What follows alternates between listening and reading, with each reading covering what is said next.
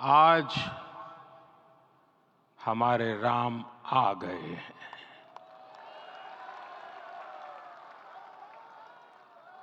सदियों की प्रतीक्षा के बाद हमारे राम आ गए हैं।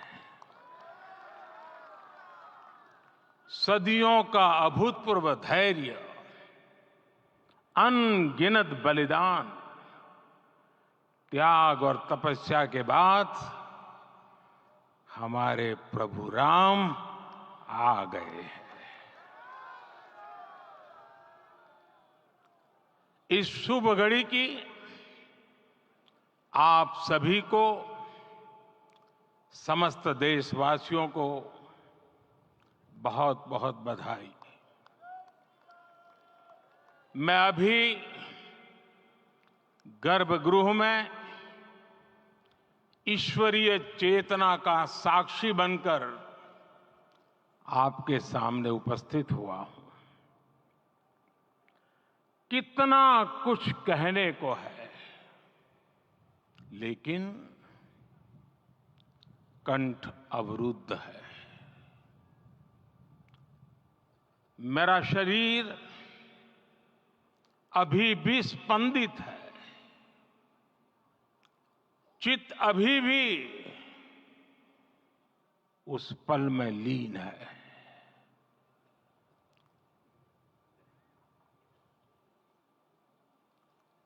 हमारे रामलला अब टेंट में नहीं रहेंगे।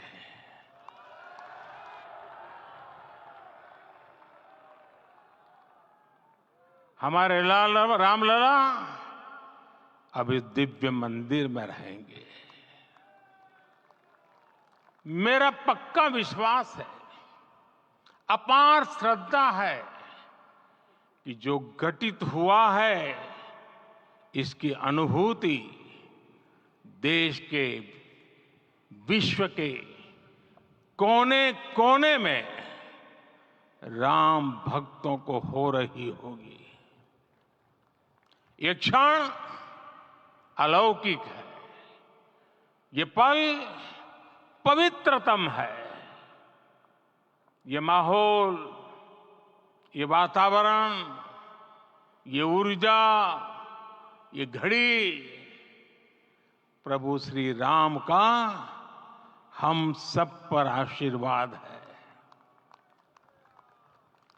22 जनवरी 2024 का ये सूरज एक अद्भुत आभा लेकर आया है। 22 जनवरी 2024 ये कैलेंडर पर लिखी एक तारीख नहीं, ये एक नए काल चक्र का उद्गम है।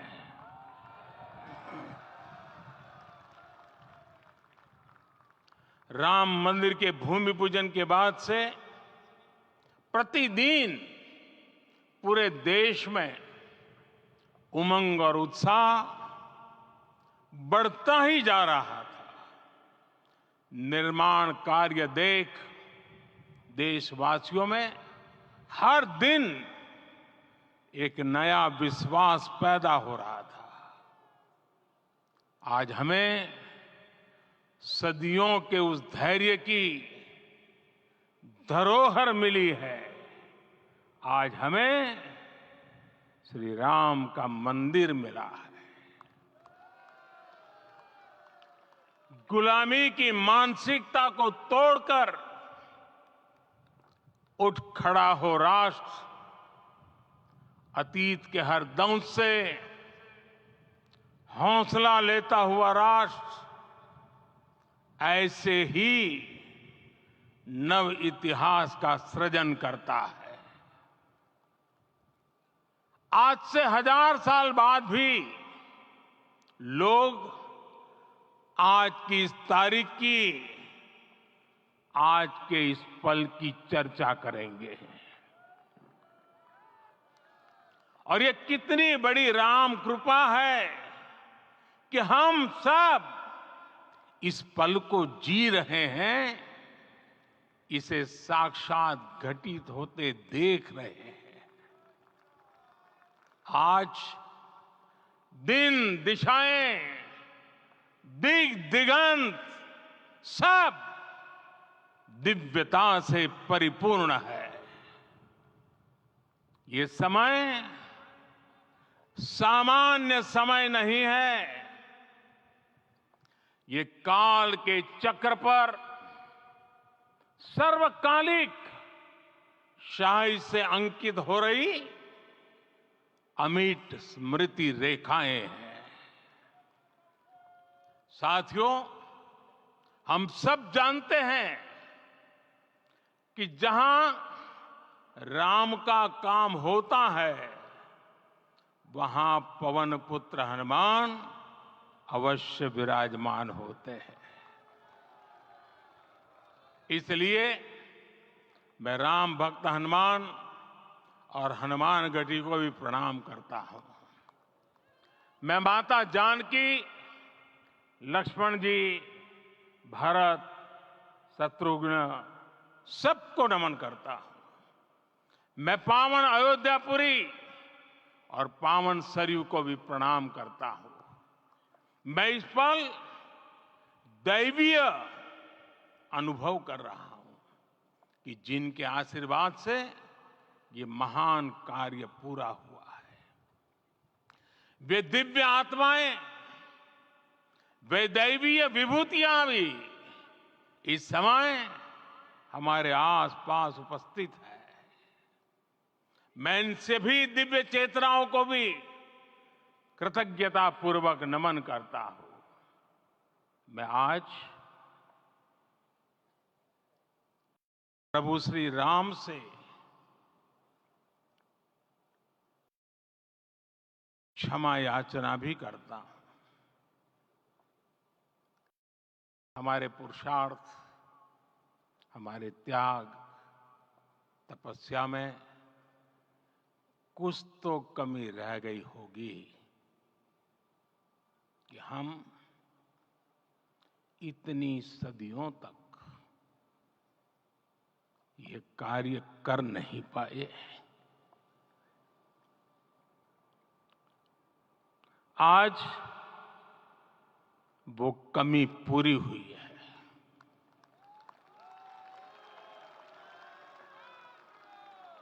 मुझे विश्वास है प्रभु राम आज हमें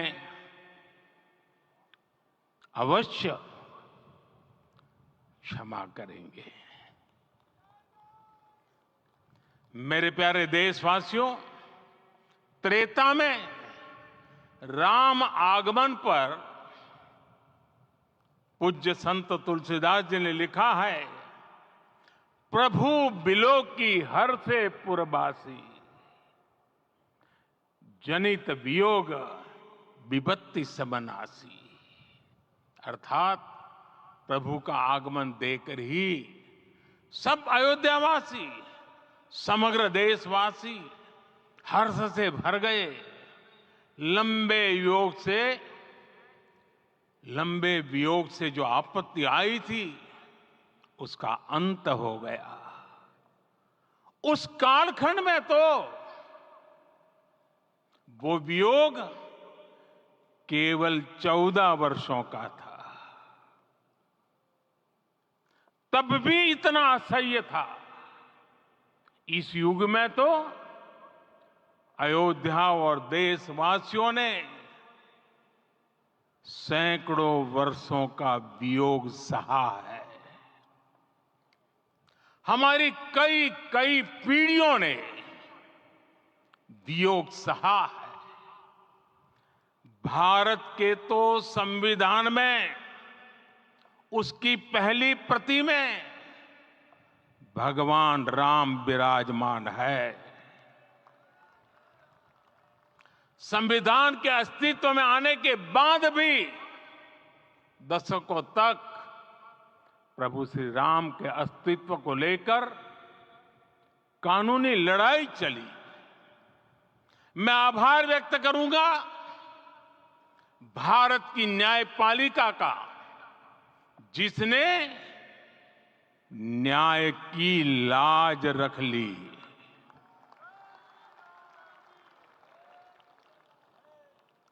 न्याय के पर्याय प्रभु राम का मंदिर भी न्यायबद्ध तरीके से ही बना। साथियों, आज गांव-गांव में एक साथ कीर्तन संकीर्तन हो रहे हैं। आज मंदिरों में उत्सव हो रहे हैं, स्वच्छता अभियान चलाए जा रहे हैं। पूरा देश आज दीपावली मना रहा है। आज शाम घर घर राम ज्योति प्रज्वलित करने की तैयारी है। कल मैं श्री राम के आशीर्वाद से धनुषकोडी में राम सेतु के आरंभ बिंदु अरिचल मुनाई पर था। जिस घड़ी प्रभु राम समुद्र पार करने निकले थे, वो एक पल था जिसने काल चक्र को बदला था। उस भावमय पल को महसूस करने का मेरा ये विनम्र प्रयास था। वहां पर मैंने पुष्प वंदना की। वहां मेरे भीतर एक विश्वास जगा कि जैसे उस समय काल चक्र बदला था, उसी तरह अब काल चक्र फिर बदलेगा और शुभ दिशा में बढ़ेगा। अपने 11 दिन के व्रत अनुष्ठान के दौरान मैंने उन स्थानों का चरण स्पर्श करने का प्रयास किया जहां प्रभु राम के चरण पड़े थे। चाहे वो नासिक का पंचवटी धाम हो, केरला का पवित्र त्रिपायर मंदिर हो, आंध्र प्रदेश में लेपाक्षी हो, श्रीरंगम में रंगनाथ स्वामी मंदिर हो, रामेश्वरम में श्री रामनाथ स्वामी मंदिर हो, या फिर धनुषकोडी। मेरा सौभाग्य है कि इसी पुनीत पवित्र भाव के साथ मुझे सागर से सरयू तक की यात्रा का अवसर मिला। सागर से सरयू तक हर जगह राम नाम का वही उत्सव भाव छाया हुआ है। प्रभु राम तो भारत की आत्मा के कण कण से जुड़े हुए हैं। राम भारतवासियों के अंतर मन में विराजे हुए हैं। हम भारत में कहीं भी किसी की अंतरात्मा को छुएंगे तो इस एकत्व की अनुभूति होगी और यही भाव सब जगह मिलेगा। इससे उत्कृष्ट, इससे अधिक देश को समायोजित करने वाला सूत्र और क्या हो सकता है। मेरे प्यारे देशवासियों, मुझे देश के कोने कोने में अलग अलग भाषाओं में रामायण सुनने का अवसर मिला है, लेकिन विशेषकर पिछले 11 दिनों में रामायण अलग अलग भाषा में अलग राज्यों से मुझे विशेष रूप से सुनने का मौका मिला। राम को परिभाषित करते हुए ऋषियों ने कहा है, रमन्ते यस्मिन् इति रामः, अर्थात जिसमें रम जाए वही राम है। राम लोक की स्मृतियों में, पर्वत से लेकर परंपराओं में सर्वत्र समाये हुए हैं। हर युग में लोगों ने राम को जिया है।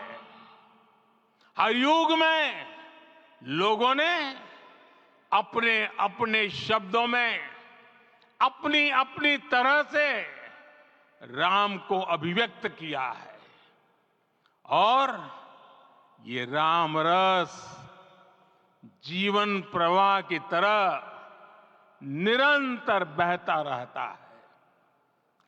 प्राचीन काल से भारत के हर कोने के लोग राम रस का आचमन करते रहे हैं। राम कथा असीम है और रामायण भी अनंत है। राम के आदर्श, राम के मूल्य, राम की शिक्षाएं सब जगह एक समान है। प्रिय देशवासियों, आज इस ऐतिहासिक समय में देश उन व्यक्तित्वों को भी याद कर रहा है जिनके कार्य और समर्पण की वजह से आज हम ये शुभ दिन देख रहे हैं। राम के इस काम में कितने ही लोगों ने त्याग और तपस्या की पराकाष्ठा करके दिखाई है। उन अनगिनत राम भक्तों के, उन अनगिनत कार सेवकों के और उन अनगिनत संत महात्माओं के हम सब ऋणी हैं। साथियों, आज का ये अवसर उत्सवता का क्षण तो है ही, लेकिन इसके साथ ही यह क्षण भारतीय समाज की परिपक्वता के बोध का भी क्षण है। हमारे लिए ये अवसर सिर्फ विजय का नहीं, विनय का भी है। दुनिया का इतिहास साक्षी है कि कई राष्ट्र अपने ही इतिहास में उलझ जाते हैं। ऐसे देशों ने जब भी अपने इतिहास की उलझी हुई गांठों को खोलने का प्रयास किया, उन्हें सफलता पाने में बहुत कठिनाई आई, बल्कि कई बार तो पहले से ज्यादा मुश्किल परिस्थितियां बन गई। लेकिन हमारे देश ने इतिहास की इस गांठ को जिस गंभीरता और भावुकता के साथ खोला है, वो ये बताती है कि हमारा भविष्य हमारे अतीत से बहुत सुंदर होने जा रहा है। वो भी एक समय था जब कुछ लोग कहते थे कि राम मंदिर बना तो आग लग जाएगी। ऐसे लोग भारत के सामाजिक भाव की पवित्रता को नहीं जान पाए। रामलला के इस मंदिर का निर्माण भारतीय समाज के शांति, धैर्य, आपसी सद्भाव और समन्वय का भी प्रतीक है। हम देख रहे हैं ये निर्माण किसी आग को नहीं, बल्कि ऊर्जा को जन्म दे रहा है। राम मंदिर समाज के हर वर्ग को एक उज्जवल भविष्य के पथ पर बढ़ने की प्रेरणा लेकर आया है।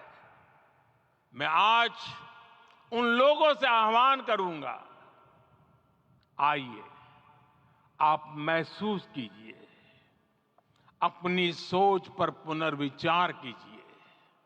राम आग नहीं है, राम ऊर्जा है। राम विवाद नहीं, राम समाधान है। राम सिर्फ हमारे नहीं है, राम तो सबके हैं। राम वर्तमान नहीं, सिर्फ वर्तमान ही नहीं, राम अनंत काल है। साथियों, आज जिस तरह राम मंदिर प्राण प्रतिष्ठा के इस आयोजन से पूरा विश्व जुड़ा हुआ है, उसमें राम की सर्वव्यापकता के दर्शन हो रहे हैं। जैसा उत्सव भारत में है, वैसा ही अनेक देशों में है। आज अयोध्या का ये उत्सव रामायण की उन वैश्विक परंपराओं का भी उत्सव बना है। रामलला की ये प्रतिष्ठा वसुधैव कुटुंबकम के विचार की भी प्रतिष्ठा है। साथियों, आज अयोध्या में केवल श्री राम के विग्रह रूप की प्राण प्रतिष्ठा नहीं हुई है, ये श्री राम के रूप में साक्षात भारतीय संस्कृति के प्रति अटूट विश्वास की भी प्राण प्रतिष्ठा है। ये साक्षात मानवीय मूल्यों और सर्वोच्च आदर्शों की भी प्राण प्रतिष्ठा है। इन मूल्यों की, इन आदर्शों की आवश्यकता आज संपूर्ण विश्व को है। सर्वे भवन्तु सुखिनः, ये संकल्प हम सदियों से दोहराते आए हैं। आज उसी संकल्प को राम मंदिर के रूप में साक्षात आकार मिला है। ये मंदिर मात्र एक देव मंदिर नहीं है, ये भारत की दृष्टि का, भारत के दर्शन का, भारत के दिग्दर्शन का मंदिर है। ये राम के रूप में राष्ट्र चेतना का मंदिर है। राम भारत की आस्था है, राम भारत का आधार है, राम भारत का विचार है, राम भारत का विधान है, राम भारत की चेतना है, राम भारत का चिंतन है, राम भारत की प्रतिष्ठा है, राम भारत का प्रताप है, राम प्रवाह है, राम प्रभाव है, राम नेति भी है, राम नीति भी है, राम नित्यता भी है, राम निरंतरता भी है, राम विभु है, विशद है, राम व्यापक है, विश्व है, विश्वात्मा है। और इसलिए जब राम की प्रतिष्ठा होती है तो उसका प्रभाव वर्षों या शताब्दियों तक ही नहीं होता, उसका प्रभाव हजारों वर्षों के लिए होता है। महर्षि वाल्मीकि ने कहा है, राज्यम 10 सहस्त्राणि प्राप्य वर्षाणि राघव, अर्थात राम 10,000 वर्षों के लिए राज्य पर प्रतिष्ठित हुए, यानी हजारों वर्षों के लिए राम राज्य स्थापित हुआ। जब त्रेता में राम आए थे तब हजारों वर्षों के लिए राम राज्य की स्थापना हुई थी। हजारों वर्षों तक राम विश्व पथ प्रदर्शन करते रहे थे। और इसलिए मेरे प्यारे देशवासियों, आज अयोध्या भूमि हम सभी से, प्रत्येक राम भक्त से, प्रत्येक भारतीय से कुछ सवाल कर रही है। श्री राम का भव्य मंदिर तो बन गया, अब आगे क्या? सदियों का इंतजार तो खत्म हो गया, अब आगे क्या? आज के इस अवसर पर जो दैवीय आत्माएं हमें आशीर्वाद देने के लिए उपस्थित हुई हैं, हमें देख रही हैं, उन्हें क्या हम ऐसे ही विदा करेंगे? नहीं, कदापि नहीं। आज मैं पूरे पवित्र मन से महसूस कर रहा हूं कि काल चक्र बदल रहा है। ये सुखद संयोग है कि हमारी पीढ़ी को एक कालजयी पथ के शिल्पकार के रूप में चुना गया है। 1000 वर्ष बाद की पीढ़ी राष्ट्र निर्माण के हमारे आज के कार्यों को याद करेगी। इसलिए मैं कहता हूं यही समय है, सही समय है। हमें आज से, इस पवित्र समय से अगले 1000 साल के भारत की नींव रखनी है। मंदिर निर्माण से आगे बढ़कर अब हमें सभी देशवासी यहीं इस पल से समर्थ, सक्षम, भव्य, दिव्य भारत के निर्माण की सौगंध लेते हैं।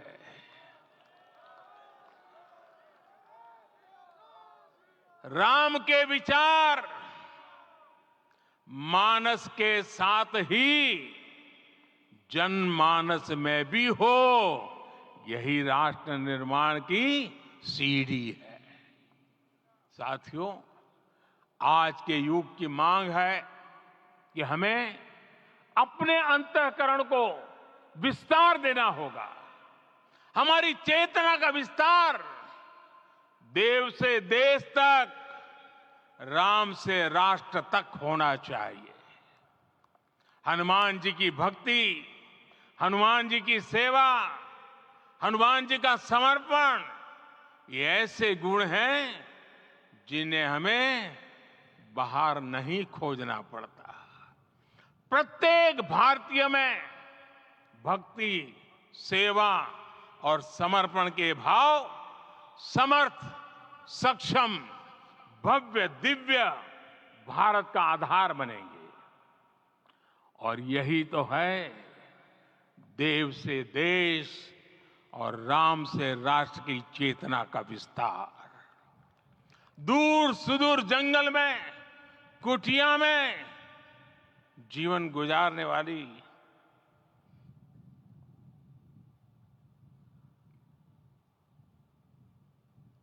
मेरी आदिवासी मां शबरी का ध्यान आते ही अप्रतिम विश्वास जागृत होता है। मां शबरी तो कब से कहती थी, राम आएंगे।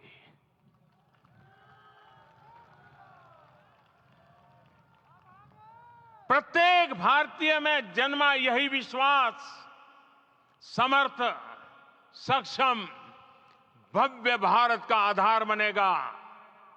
और यही तो है देव से देश और राम से राष्ट्र की चेतना का विस्तार। हम सब जानते हैं कि निषाद राज की मित्रता सभी बंधनों से परे है। निषाद राज का राम के प्रति सम्मोहन, प्रभु राम का निषाद राज के लिए अपनापन कितना मौलिक है। सब अपने हैं, सभी समान है। प्रत्येक भारतीय में अपनत्व की, बंधुत्व की ये भावना समर्थ, सक्षम, भव्य, दिव्य भारत का आधार बनेगी। और यही तो है देव से देश और राम से राष्ट्र की चेतना का विस्तार। साथियों, आज देश में निराशा के लिए रत्ती भर भी स्थान नहीं है। मैं तो बहुत सामान्य हूं, मैं तो बहुत छोटा हूं, अगर कोई ये सोचता है तो उसे गिलहरी के योगदान को याद करना चाहिए। गिलहरी का स्मरण ही हमें हमारी इस हिचक को दूर करेगा, हमें सिखाएगा कि छोटे बड़े हर प्रयास की अपनी ताकत होती है, अपना योगदान होता है। और सबके प्रयास की यही भावना समर्थ, सक्षम, भव्य, दिव्य भारत का आधार बनेगी। और यही तो देव से देश और राम से राष्ट्र की चेतना का विस्तार। साथियों, लंकापति रावण प्रकांड ज्ञानी थे, अपार शक्ति के धनी थे, लेकिन जटायु जी की मूल्य निष्ठा देखिए। वे महाबली रावण से भिड़ गए। उन्हें भी पता था कि वो रावण को परास्त नहीं कर पाएंगे, लेकिन फिर भी उन्होंने रावण को चुनौती दी। कर्तव्य की यही पराकाष्ठा समर्थ, सक्षम, भव्य, दिव्य भारत का आधार है। और यही तो है देव से देश और राम से राष्ट्र की चेतना का विस्तार। आइए हम संकल्प लें कि राष्ट्र निर्माण के लिए हम अपने जीवन का पल पल लगा देंगे। राम काज से राष्ट्र काज, समय का पल पल, शरीर का कण कण राम समर्पण को राष्ट्र समर्पण के ध्येय से जोड़ देंगे। मेरे देशवासियों, प्रभु श्री राम की हमारी पूजा विशेष होनी चाहिए। ये पूजा स्व से ऊपर उठ करके समष्टि के लिए होनी चाहिए। ये पूजा अहम से उठकर वयम के लिए होनी चाहिए। प्रभु को जो भोग चढ़ेगा वो विकसित भारत के लिए हमारे परिश्रम की पराकाष्ठा का प्रसाद भी होगा। हमें नित्य पराक्रम, पुरुषार्थ, समर्पण का प्रसाद प्रभु राम को चढ़ाना होगा। इनसे नित्य प्रभु राम की पूजा करनी होगी, तब हम भारत को वैभवशाली और विकसित बना पाएंगे।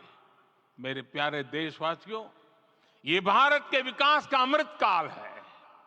आज भारत युवा शक्ति की पूंजी से भरा हुआ है, ऊर्जा से भरा हुआ है। ऐसी सकारात्मक परिस्थितियां फिर न जाने कितने समय बाद बनेगी। हमें अब चूकना नहीं है, हमें अब बैठना नहीं है। मैं अपने देश के युवाओं से कहूंगा, आपके सामने हजारों वर्ष की परंपरा की प्रेरणा है। आप भारत की उस पीढ़ी का प्रतिनिधित्व करते हैं जो चांद पर तिरंगा लहरा रही है। वो 15 लाख किलोमीटर की यात्रा करके सूर्य के पास जाकर मिशन आदित्य को सफल बना रही है। जो आसमान में तेजस और सागर में विक्रांत का परचम लहरा रही है। अपनी विरासत पर गर्व करते हुए आपको भारत का नव प्रभात लिखना है। परंपरा की पवित्रता और आधुनिकता की अनंतता दोनों ही पथ पर चलते हुए भारत समृद्धि के लक्ष्य तक पहुंचेगा। मेरे साथियों, आने वाला समय अब सफलता का है। आने वाला समय अब सिद्धि का है। ये भव्य राम मंदिर साक्षी बनेगा भारत के उत्कर्ष का, भारत के उदय का। ये भव्य राम मंदिर साक्षी बनेगा भव्य भारत के अभ्युदय का, विकसित भारत का।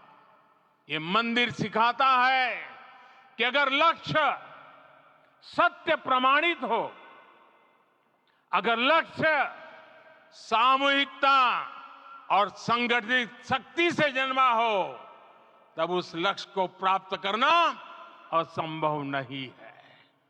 ये भारत का समय है और भारत अब आगे बढ़ने वाला है।